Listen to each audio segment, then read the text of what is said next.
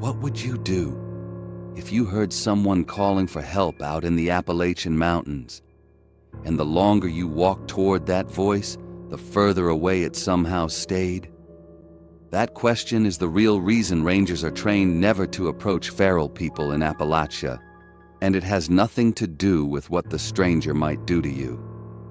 It has to do with what the mountain does to sound and to silence before you ever get close enough for it to matter. This is the account of the one ranger who learned both reasons in the same afternoon.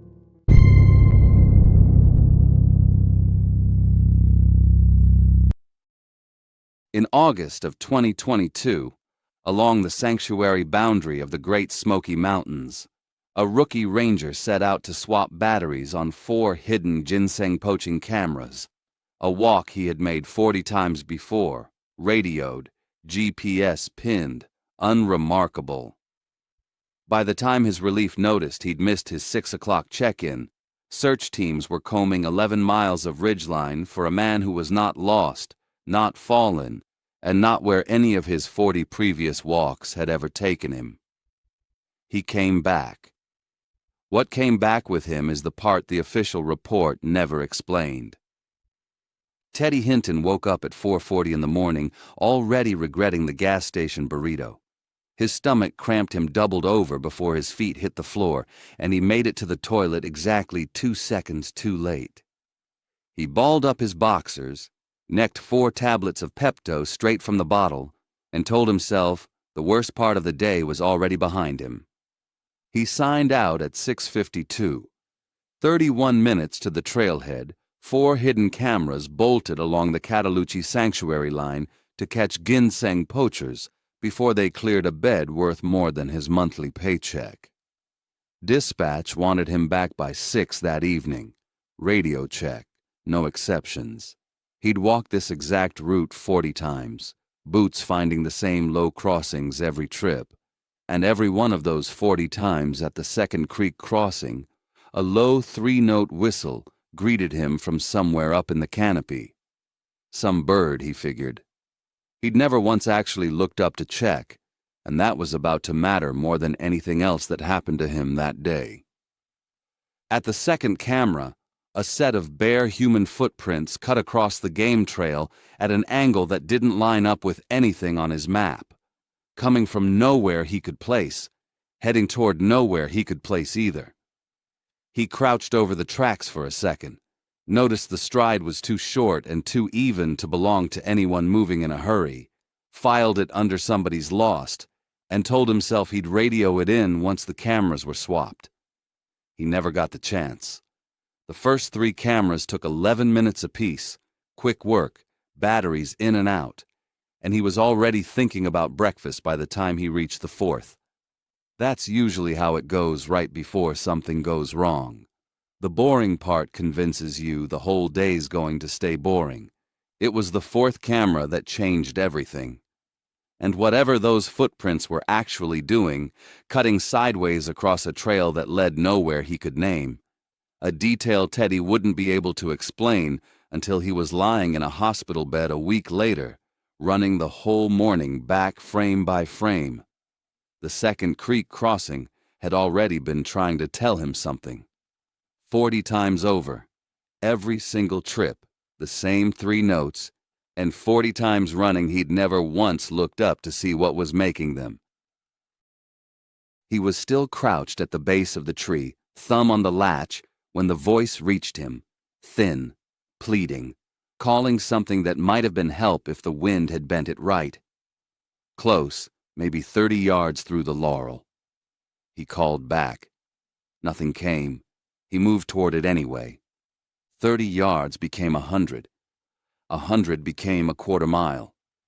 The voice never got louder, no matter how far he walked, and it never got softer either, like it was pinned to a spot that kept sliding sideways every time he closed the gap. He should have clocked what that meant right then. He wouldn't understand it until it was already too late to do him any good. He checked his watch without meaning to. 8:14. Dispatch wanted him back by 6 that evening, and he was already a quarter mile off the marked line with 3 cameras still hanging dead in his pack, And he told himself 5 more minutes, just 5. Because somebody out here needed help, and that mattered more than a check-in call. 5 minutes became 15. The laurel thickened, then broke open onto a shelf of bare dirt he didn't recognize from any of his 40 walks. And that was its own kind of wrong. He knew every fold of this ridge the way he knew his own kitchen, and this shelf wasn't supposed to be here. He found the pit instead of the voice, covered over with cut branches, laid deliberate, not fallen. Somebody had built this on purpose, and built it well enough that he almost walked straight over the top of it.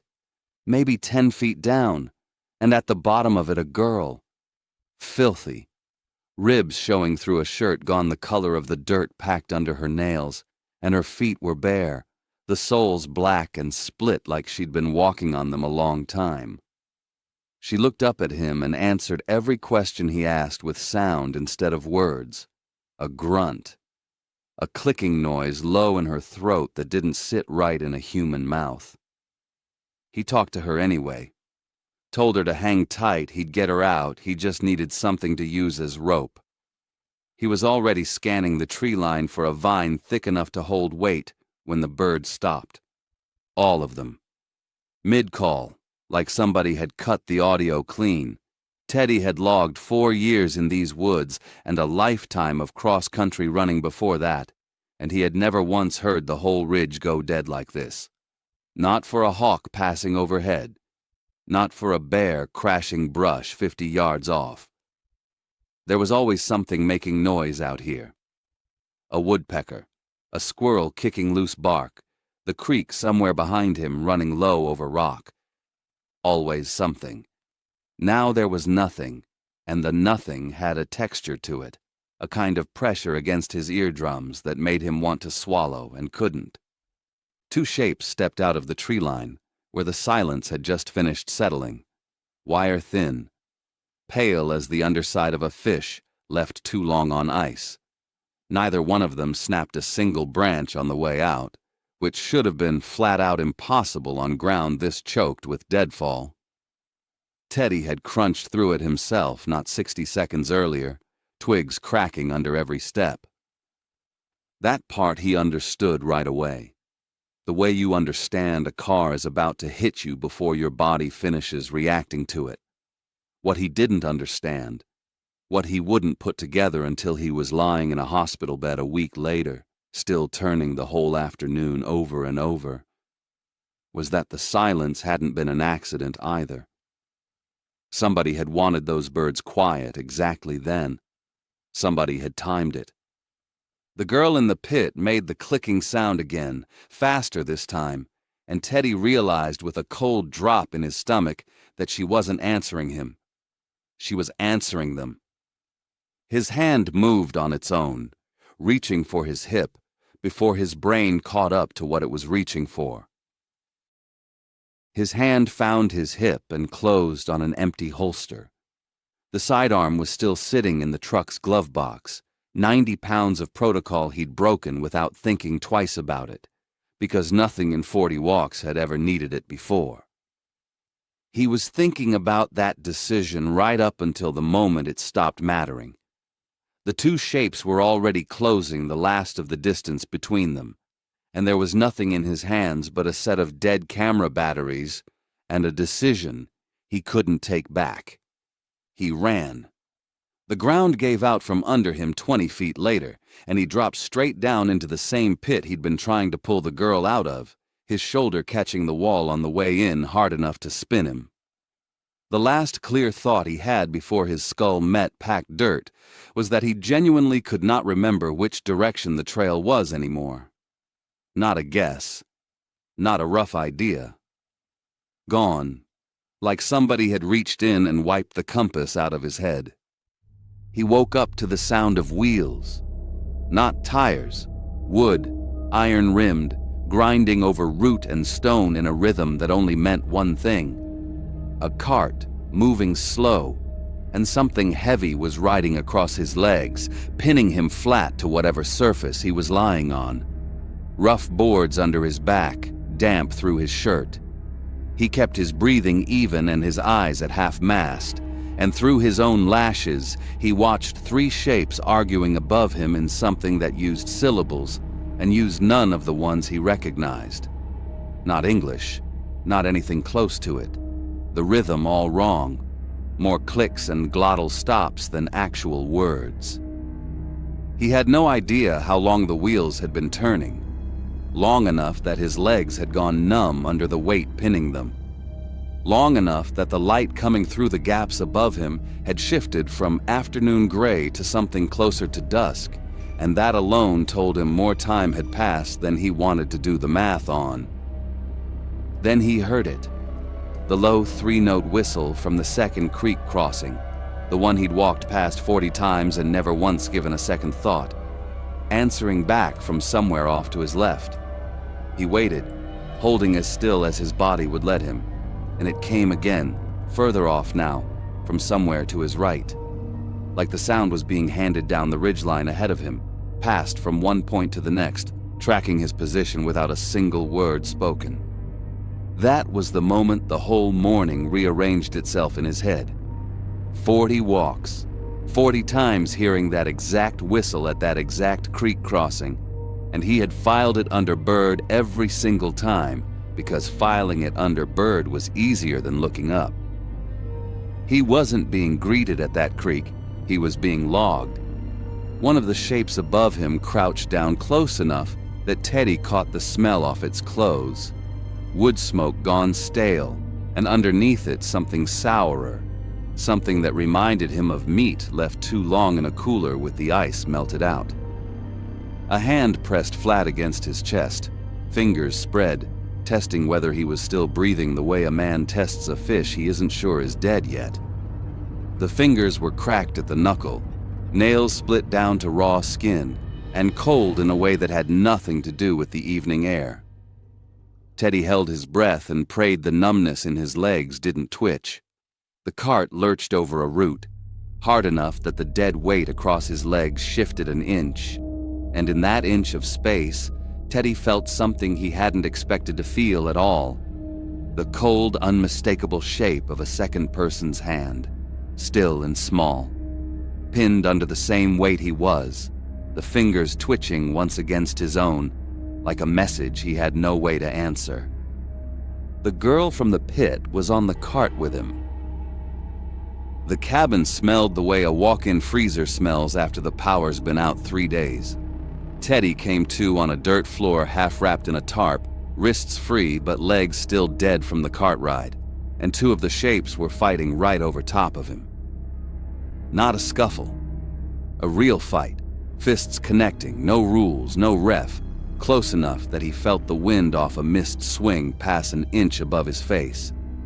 Then the bigger one drove a shoulder into the smaller one's chest, and both of them went crashing sideways through the open cabin door and out into the dark, still swinging, still locked together, taking half the door frame with them in a splinter of rotted wood. Their voices carried back in through the open frame, that same clicking, syllableless language, pitched high with rage. And for the first time since the pit, Teddy had a room to himself. He didn't waste it. Got his knees under him, and in the seconds he had, he made himself think instead of just run. One door hanging open on a busted frame, the fight still going somewhere just past it. No sign of the girl. He grabbed the closest thing shaped like a weapon, a hammer sitting on a shelf beside a fridge whose door hung open on a broken hinge, and some animal part of his brain made him look for 1 second at what was stacked behind it, because it needed to know what he was running from before it would let him run. The shelves were packed with jars of something dark and coiled that his mind refused to file under any word he already owned, and he clocked one detail he wouldn't shake for a long time after. Every jar had a hand-carved notch on the lid, and the notches didn't match each other, like somebody was counting something different in every jar. He didn't stay long enough to count them himself. He moved for the door, while the fight outside still had both of them occupied. He came out low, cutting away from the fighting instead of toward it. and that gave him about 90 seconds of real head start. Deadfall under his boots, then briars raking his forearm hot enough to sting through the adrenaline, then a wall of rhododendron. He put his shoulder through without slowing. The river got louder the whole way, like it was cheering him towards something instead of away from it. And that thought didn't sit right, but he didn't have time to sit with it either. It stopped being enough at the edge of a 70-foot drop, with nowhere left to run but down. Whatever had ended the fight behind him had ended it fast, because they closed the last of the gap while he was still turning around. And for the first time all afternoon, he got the full look he'd been spared until now. Wire-thin bodies stretched a head taller than they should have been for that frame. Joints bending at angles that put wrongness in his stomach before his brain finished processing why. Skin stretched tight over ribs he could count, and mouths hanging open past where a jaw should stop, packed with teeth filed to points and stained rust brown. The nearer one tilted its head the way a dog tilts its head at a sound it can't place, slow and deliberate, and Teddy realized its eyes never blinked. Not once, the whole time it studied him. They didn't run at him. They walked, patient the way you walk towards something you already know can't get away. Something came out of the dark past their shoulders. A rock, easily 15 pounds, thrown with enough force to take the air out of his chest and his footing at the same time. He went over the edge, already gone limp, the fall taking the rest of the decision out of his hands entirely. The last thing he registered on the way down wasn't the fall. It was the girl, upright now, filthy, silent, standing at the tree line between the two creatures and watching him go over without lifting a single finger to stop it. And just before the water swallowed the sound of everything else, Teddy heard the three-note whistle answer one final time. Close now. Closer than it had ever been in 40 walks, right at his back, like it had been standing there the whole afternoon, waiting for him to finally turn around and look up. He never got the chance to look. The water took him first, and whatever the whistle belonged to, whatever had been counting notches into glass jars in a cabin nobody official would ever find again, stayed exactly where the dark could keep it. The water was shallow enough to break the fall and deep enough to keep him from drowning in the 4 hours it took a search team to find him, half a mile downstream, alive and alone. The official write-up called it a disorientation event, and search and rescue statistics backed that up hard enough that nobody pushed further. Hikers turning up miles off trail with no memory of the ground in between happens more than people think. But nobody in that report ever explained the two things Teddy actually walked away needing answers to. And neither one had anything to do with what the two of them might have done to him if the fall hadn't gotten him first. The first was the voice in the laurel that never got closer no matter how far he walked. He knows now what he didn't know standing at that pit. These hollows fold sound in ways your ears aren't built to trust. Cold air pooling in a valley bends sound waves the same way it bent artillery fire during the Civil War, back when officers in these same mountains learned the hard way that a cannon blast a mile off could sound like it was firing in the next holler over, while a shot fired close by vanished into total silence. A voice bouncing off the right shelf of rock can throw itself half a mile in one direction and go completely dead in another, so a call that sounds 30 yards off might be coming from a fold in the ridge you'd never think to check. And the ground under your feet can drop you straight into a dead zone where a scream won't carry 100 yards to the trail, even with a search party standing right on top of it. That's the first reason rangers get told never to chase a voice out there.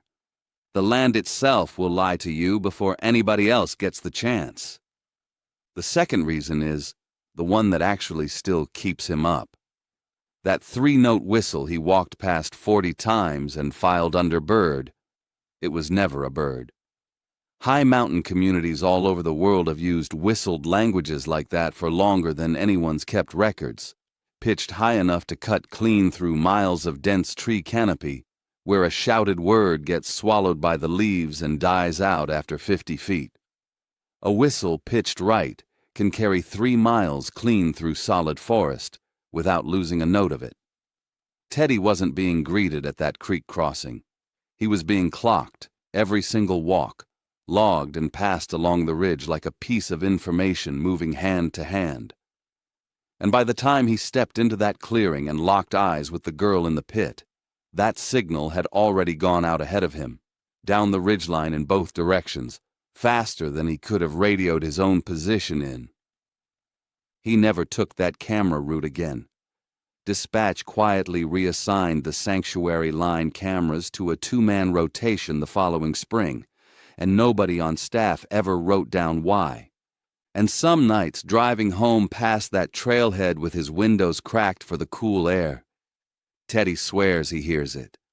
The same low 3-note whistle answering back from somewhere up the ridge. The same one that greeted him 40 times at that second creek crossing, and never once, not a single time before that day, made him feel like anything but alone.